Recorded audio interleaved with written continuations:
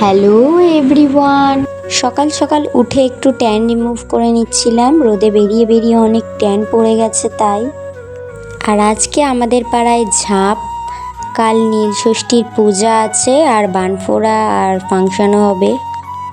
রবিবার একটাই ছুটির দিন, কাজ সেরে স্নান করতে করতে অনেকটা বেলা হয়ে গেছিলো। আর কাল যেহেতু পুজো আছে তাই আজ নিরামিষ ছিল। এখন আমি আমার বিএমডাব্লিউটা নিয়ে বেরিয়ে পড়লাম পুজোর উদ্দেশ্যে। এটা হচ্ছে আমাদের মন্দিরের ঠাকুর। ঝাঁপ হওয়ার আগে এই খুঁটি পুজো হয় আমাদের এখানে। দেখো কতটা ভিড় হয়ে গেছিল।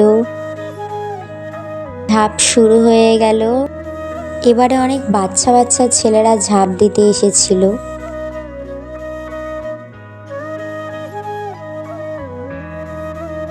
তারপর আমি আমার বান্ধবীর বেবিকে নিয়ে একটু ঘাটাচ্ছিলাম।